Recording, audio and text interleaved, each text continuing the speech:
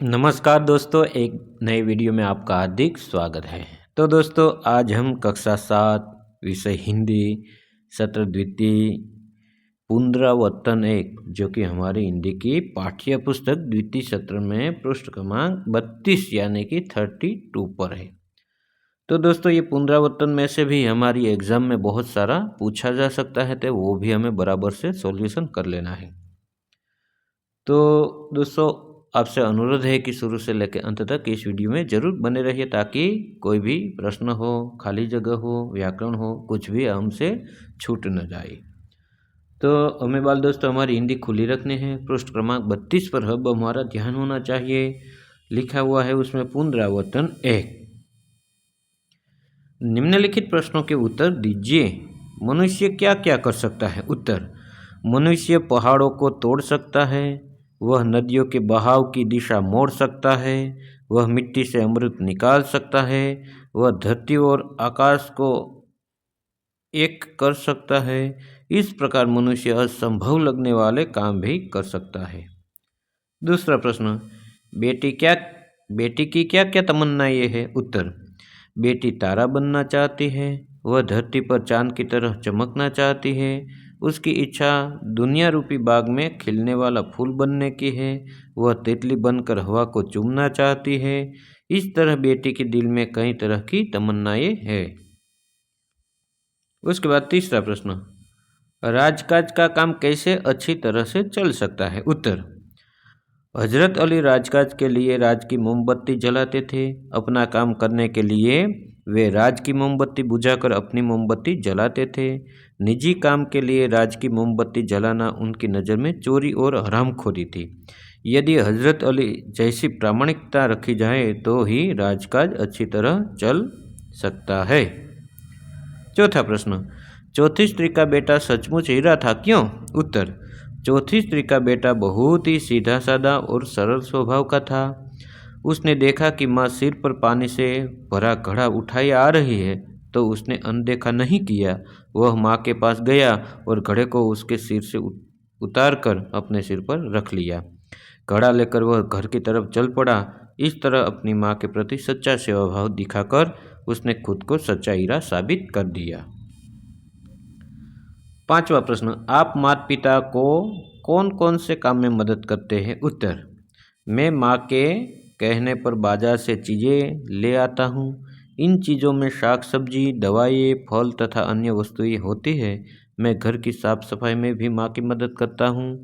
पिताजी के लिखे पत्र डाक खाने की पत्र पेटी में डाल आता हूँ।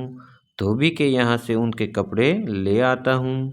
उनके कहने के अनुसार खाने पीने की चीज़ें लाता हूँ। इस प्रकार घर में मैं अनेक काम में अपने माता पिता की मदद करता हूँ। तो यदि बाल दोस्तों हम कोई असाइनमेंट बनाते हैं, स्वाध्ययन पोथी में लिखते, कोई नोट्स बनाते हैं, तो उसको इस प्रश्नों के उत्तर हमें लिखने के लिए वीडियो को एक बार स्टॉप करके भी आप लिख सकते हैं। छठा प्रश्न: डॉक्टर कलाम ने ईमेल से हमें क्या सीख दी है? उत्तर: डॉक्टर कलाम कहते हैं कि हम सरकार चुनने के लिए मतदान कर निश्चित हो जाए। हम ऐसा न सोचें कि अब हमारी सारी जिम्मेदारियां चुनी हुई सरकार उठाएगी। हमारा सारे काम सरकार करेगी और हमें कागज भी कूड़ेदान में डालने की तकलीफ नहीं उठानी है। सामाजिक समस्याओं के बारे में भी हमें अपना स्वार्थ नहीं देखना है। बाहर से दहेज का विरोध कर चुपके से दहेज ले लेना बहुत ही गलत बात है। इस प्रकार ईमेल से डॉक्टर कलाम ने हमें एक सच्चे नागरिक के रूप में अपनी जिम्मेदारियां निभाने की सीख दी है। दूसरा प्रश्न है पृष्ठ क्रमांक 32 पर, रूपरेखा के आधार पर कहानी लिखिए। तो बाल दोस्तों, हमें रूपरेखा दी हुई है, एक चरवाहा जंगल में, ऐसा कुछ हमें दिया हुआ है। तो हमें बाल दोस्तों उसमें थोड़ा बहुत अपने आप से जोड़कर कहानी हमें लिखनी है। तो हमारी पाठ्य पुस्तक पृष्ठ क्रमांक 32 पर है, एक चरवाहा जंगल में बकरियां चराने जाना, एक बकरी का दूर चले जाना, भेड़िया का आना, बकरी को खाने की इच्छा, बकरी को गाना गाने की इच्छा, मैं करना, आवाज़ सुनकर चरवाहे का लाठी लेकर आना, भेड़िया का भाग जाना, बकरी की जान बचना। और इस कहानी से सीख क्या मिलते हैं? तो बाल दोस्तों, ये जो हमें रूपरेखा दी हुई है उसके आधार पर हमें कहानी का निर्माण करना है।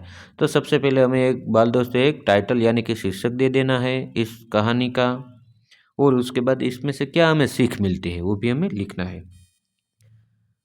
तो देखिए उत्तर करके मैंने लिखा कि बकरी की चतुराई, ये क्या हो गया, शीर्षक हो गया, टाइटल हो गया। एक चरवाहा था, वह रोज बकरियां चराने के लिए जंगल में जाता था। एक दिन बकरी घास चरते चरते कुछ दूर निकल गई। उसने किसी के गुर्राने की आवाज़ सुनी। उसने सिर उठाकर देखा तो सामने एक भेड़िया था। भेड़िया बोला, मुझे बड़ी भूख लगी है, अच्छा हुआ तू यहाँ आ गई, अब मैं तुझे खाऊंगा। बकरी पहले तो बहुत घबराई, फिर उसने हिम्मत से काम लिया। वह बोली, आप मुझे खाना चाहते हैं तो कोई बात नहीं, परंतु पहले आप मेरा एक गाना सुन लीजिए। भेड़िया बोला, चलो ठीक है, सुना तू अपना गाना। बकरी जोर जोर से मैं करने लगी। आवाज़ सुनकर चरवाहा लाठी लेकर वहां पहुंचा। उसे आता देखकर भेड़िया भाग गया और बकरी की जान बच गई। तो बाल दोस्तों, ये कहानी है, उससे हमें क्या सीख मिलती है? देखिए, मुसीबत आने पर घबराना नहीं चाहिए। हिम्मत और युक्ति से काम लेने पर मुसीबत दूर हो सकती है। उसके बाद तीसरा प्रश्न है, अपने विद्यालय में मनाए गए प्रजासत्ताक दिन के बारे में जानकारी देता हुआ पत्र अपने मित्र को लिखिए। मान लो कि मैं अपने जहाँ सर्विस करता हूँ, नौकरी करता हूँ प्राइमरी स्कूल में, वहाँ से मैं लिखूँगा कि 10 हॉलीडे कैंप चोरवाड़, तालुको मालिया हाटीना, जिला जूनागढ़, पिन 362250, दिनांक 20/12/2025। जिस जगह से हम पत्र लिखते हैं उसका पूरा हमें लेखा जोखा यानी कि एड्रेस लिखना होता है और दिनांक भी लिखना है। मान लो कि आज 20 तारीख को मैं ये वीडियो बना रहा हूँ, तो मैंने 20/12/2025 लिखे। मान लो कि आपको एग्ज़ाम में कोई 12 तारीख हो, तो हमें 12 तारीख लिखनी होती है। जिस दिन हमारे एग्ज़ाम होती है उसी दिन हमें इसी दिनांक को डालना होता है। तो प्रिय मित्र, सुभाष जय हिंद। पिछले सप्ताह में प्रजासत्ताक दिन के कार्यक्रमों की तैयारी में व्यस्त रहा, इसलिए तुम्हारे पत्र का उत्तर देने में देरी हो गई। इस बार हमारे विद्यालय में 26 जनवरी के कार्यक्रम बहुत शानदार रहे। विद्यालय का प्रांगण चारों ओर से सजाया गया था। पुलिस कमिश्नर श्री दत्ता जी को विशेष आमंत्रित के रूप में बुलाया गया था। उन्होंने ही कार्यक्रम की अध्यक्षता की थी। सुबह 7:30 बजे दत्ता जी ने राष्ट्रध्वज फहराया। राष्ट्रीय गीत के बाद अध्यक्ष महोदय ने अपने संक्षिप्त भाषण में हमें प्रजासत्ताक शब्द का अर्थ और इसका महत्व बताया। उन्होंने कहा कि सच्चे और जागरूक नागरिक ही प्रजासत्ताक को सफल बना सकते हैं। इसके बाद विद्यार्थियों ने कई सुंदर कार्यक्रम पेश किए। हम भारत के लाल कार्यक्रम में विद्यार्थियों ने शहीद देशभक्तों को बहुत अच्छी तरह से पेश किया। इसमें मैं भगत सिंह बना था। राष्ट्रीय गीतों की गीत स्पर्धा में भी मुझे प्रथम पुरस्कार मिला। संगीत का कार्यक्रम भी खूब जमा। अंत में हमारे आचार्य महोदय ने अध्यक्ष के प्रति आभार व्यक्त किया। वंदे मातरम के साथ कार्यक्रम समाप्त हुआ। तुम्हारा मित्र सुरेश राठौड़। उसके बाद चौथा प्रश्न है, शब्दकोश की सहायता से निम्नलिखित शब्दों के तुरंत पहले और तुरंत बाद में आने वाले शब्द लिखिए। तो हमें क्या करना है, तुरंत पहले आने वाले और बाद में आने वाले शब्दों को लिखना है। हमारे पृष्ठ क्रमांक 32 पर है। देखिए, गांव हमारे पाठ्य पुस्तक में लिखा हुआ है। गांव लिखा हुआ है, कसाय, हास्य, अभ्यस्त, समुदाय। तो ऐसे कुल मिला के 5 शब्द दिए हैं। तो हमें क्या कहा है कि शब्दकोश की सहायता से निम्नलिखित शब्दों के तुरंत पहले और बाद में आने वाले शब्द में हमें पाठ्य पुस्तक में जगह दी हुई है, जो मैंने हरे अक्षर से लिखा हुआ है। तो गांव से पहले गांभीर्य आएगा, उसके बाद गांवटी आएगा। कसाई से पहले कसा और उसके बाद कसा आएगा। हास्य में उससे पहले हासिल आएगा और उसके बाद हास्यास्पद आएगा। अभ्यस्त से पहले असिताज आएगा और अभ्यक्षित आएगा। समुदाय से पहले समुदय और समुदित ऐसा हो सकता है। उसके बाद प्रश्न क्रमांक 5,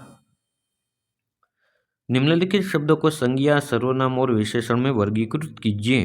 तो बाल दोस्तों, हमारी पाठ्य पुस्तक में नर्मदा, क्या, भय, थोड़ा, जिसको, सेना, हम, ज्यादा, सुंदर, अग्नि, सातवां, मनुष्यता, कहीं, तीनों, यह, मोटा ये कुल मिला के बहुत सारे शब्द दिए हुए हैं।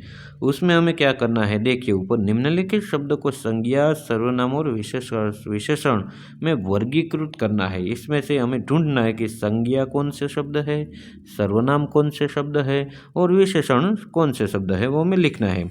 तो सबसे पहले संज्ञा में देखिए, नर्मदा, भय, सेना, अग्नि, मनुष्यता, ये संज्ञा है। सर्वनाम है क्या, जिसको, हम, यह, ये सर्वनाम है। विशेषण थोड़ा, ज़्यादा, सुंदर, सातवां, कहीं, तीनों, मोटा ये विशेषण है। प्रश्न छठा आखिर में, निम्नलिखित काव्य पंक्तियों का भावार्थ लिखिए। जो हमारे पृष्ठ क्रमांक 32 में आखिर में है, 2 पंक्तियाँ कुल मिला के है, तो उस पंक्तियों का भावार्थ क्या होता है, उसमें कवि क्या कहना चाहते हैं वो हमें लिखना है। धरती सा वीर तू है, अग्नि सा वीर तू, जो चाहे तो काल को भी थाम ले। तो उसमें क्या कहना चाहे, उनका भाव क्या है, इसमें इस पंक्तियों में लिखना है। उत्तर करके मैंने लिखा, हे मनुष्य, तुझ में धरती जैसा धीरज है, तुझ में अग्नि जैसी शक्ति है, तू चाहे तो काल को भी रोक सकता है।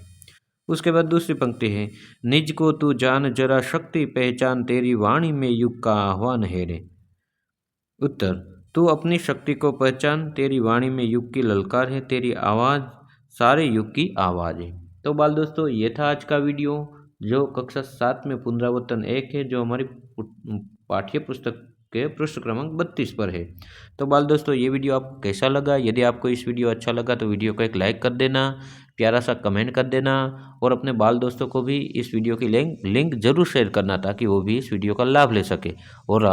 और हाँ बाल दोस्तों, अभी तक आपने मेरे इस YouTube चैनल को सब्सक्राइब नहीं किया है तो प्लीज़ एक बार सब्सक्राइब भी कर देना, क्योंकि बाल दोस्तों मैं अपनी इस चैनल में कक्षा 5वीं से लेकर 8वीं के बच्चों के लिए गुजराती, हिंदी, संस्कृत के कोई पाठ की समझ हो, कविता की समझ हो, स्वाध्याय के प्रश्नों के उत्तर हो, अभ्यास के प्रश्नों के उत्तर हो, स्वाध्ययन पोथी सॉल्यूशन हो, सभी मैं इस चैनल में वीडियो बना के डालता हूँ। तो कृपया करके जरूर मुझे सब्सक्राइब कर लीजिए।